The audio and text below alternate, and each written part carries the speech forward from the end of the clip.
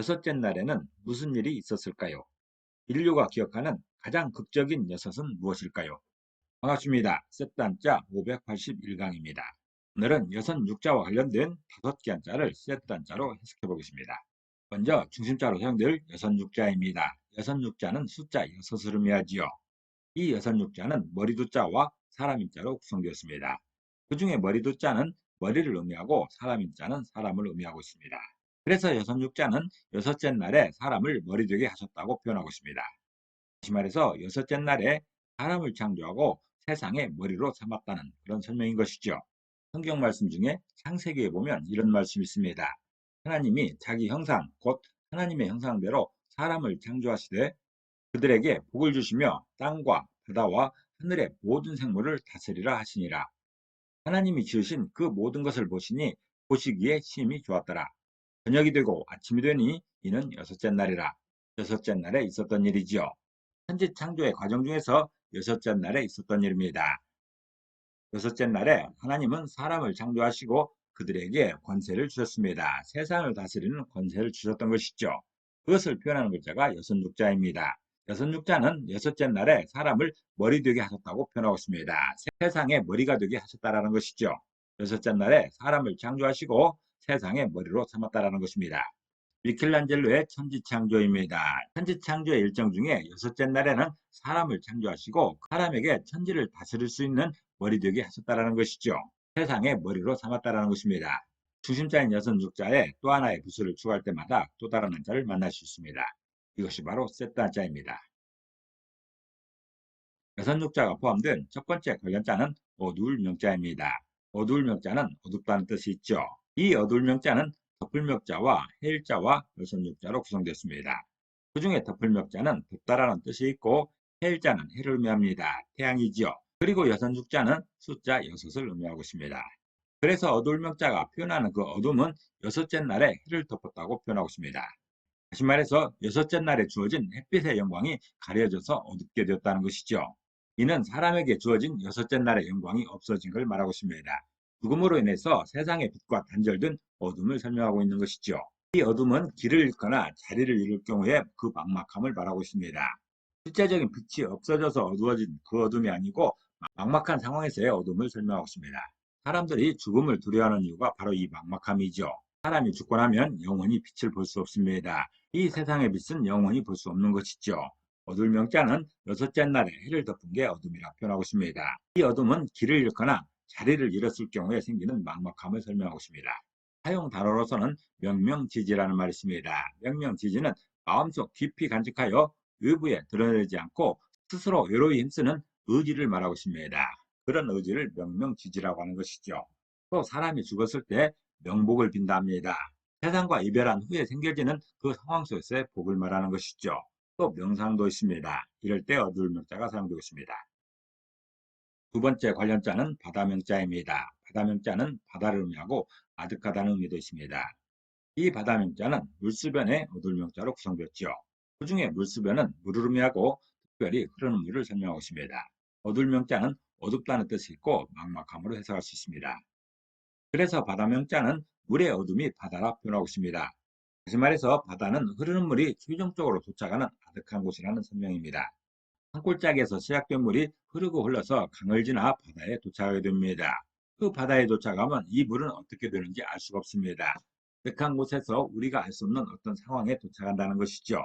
현대에는 과학적 발전으로 인해서 그 사정을 속속이 알 수 있었지만 옛날에는 그렇지 못했습니다. 옛날에는 바다로 흘러가는 물에 대한 아득함이 있었던 것이죠. 막막함이 있었던 것입니다.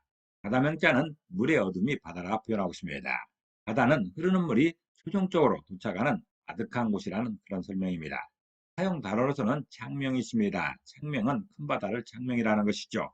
명예도 있습니다. 망망한 바다를 명예라 하는 것이죠. 여섯 육자가 사용된 세 번째 관련자는 눈 감을 명자입니다. 눈 감을 명자는 눈을 감다는 뜻도 있고 어둡다는 뜻도 있습니다. 이 눈 감을 명자는 눈목자와 어두울 명자로 구성되었지요. 그 중에 눈목자는 눈을 의미하는 것이고 어두울 명자는 어둡다는 뜻도 있고 막막함으로 해석됩니다. 그래서 어두울 명자는 감으면 눈으로 어둡다는 그런 뜻입니다. 다시 말해서 눈을 감으면 세상이 어둡다는 것이죠. 모든 사람들을 어둡게 하는 방법은 빛입니다. 빛이 없으면 모든 사람이 어두워지는 것이죠. 그런데 나 혼자만 얻으려면, 자기 스스로만 얻으려면 눈만 감으면 됩니다. 자기 스스로는 눈만 감으면 어둠이 가능해지는 것이죠. 이 아이처럼 눈만 감으면 세상은 어둡게 됩니다. 눈감을명자는 그런 것을 설명하는 것이죠. 눈감을명자는 감으면 눈으로 어둡다고 설명하고 있습니다. 모든 사람을 어둡게 하려면 빛으로 가능한 것이지만 자기 스스로 어둡게 하려면 눈만 감으면 가능한 것이죠. 모두에게는 빛을 차단하여 어둡게 하는 것이고 자기는 눈만 감으면 어둠이 가능한 것이죠. 사용 단어를 보면 명상이 있습니다. 명상은 고요히 눈을 감고 깊이 생각하는 것을 말하는 것이죠. 또 명현도 있습니다. 명현은 어지럽고 눈앞이 깜깜한 것을 명현이라 합니다. 네 번째 관련자는 저물명자입니다. 저물명자는 저물다는 뜻도 있고 어둡다는 뜻도 있죠. 저물다라는 것은 해가 져서 어두워지는 것입니다. 이 저물명자는 해일자와 어두울 명자로 구성되었죠. 그 중에 해일자는 해를 의미합니다. 태양입니다. 어두울 명자는 어둡다는 뜻도 있고 막막함으로 해석됩니다. 그래서 저물명자는 저물면 해로 어둡다고 표현하고 있습니다. 다시 말해서 해가 저물면 세상이 어둡다라는 것이죠. 해가 저물면 빛이 없어지기 때문에 세상이 어둡게 됩니다. 모두를 어둡게 하는 방법인 것이죠. 이전에 봤던 눈감을명자는 눈을 감아서 어두워지는 것이고 이 저물명자는 해가 져서 어두워지는 것입니다. 개인이 어두워지는 방법과 전체가 어두워지는 방법의 차이인 것이죠. 사용 단어 보면 사불명목이라는 말이 있습니다. 사불명목은 마음에 맺히고 근심이 되어서 죽어서도 눈을 편히 감지 못할 정도의 상태를 말하고 있습니다. 또 명색이라는 말도 있습니다. 명색은 해질 무렵에 어둑어둑한 빛이나 그런 경치를 말하는 것이죠. 여선육자가 포함된 다섯 번째 관련자는 마디충 명자입니다. 마디충 명자는 마디충을 의미하고 멸구를 의미하기도 합니다. 마디충이라는 것은 식물의 줄기 속을 파먹는 벌레를 통틀어 이루는 말입니다. 이 마디충 명자는 벌레 회자와 어두울 명자로 구성되었죠. 그 중에 벌레 회자는 벌레를 의미하는 것이고 어두울 명자는 어둡다는 뜻도 있고 막막함으로 해석됩니다. 그래서 마디충 명자는 벌레로 어둡게 하는 게 마디충이라 표현하고 있습니다. 다시 말해서 마디충은 곡식의 줄기를 파먹기 때문에 사람들의 생계를 어둡게 한다는 것이죠. 이 벌레는 농촌에서 흔히 볼 수 있는 배멀구입니다. 마디충의 일종인 것이죠. 이런 벌레는 사람의 생계를 어둡게 합니다. 마디충명자는 벌레로 어둡게 하는 게 마디충이라 표현하고 있습니다. 마디충은 곡식의 줄기를 파먹기 때문에 흉년을 들게 해서 생계를 어둡게 하는 것이죠. 사람의 생계를 막막하게 하는 벌레가 바로 마디충입니다. 사용 단어로서는 명충이 있습니다. 명충은 마디벌레를 말하는 것이죠. 또는 명충나방이라 하기도 합니다. 명화도 있습니다. 명화도 명충나방을 의미하는 것인데 명나방과의 곤충을 통틀어 이루는 말입니다. 오늘은 셋단자 581강으로서 여선육자에 관련된 5개 한자를 셋단자로 해석해 봤습니다. 오늘 배운 것을 다시 한번 요약하겠습니다.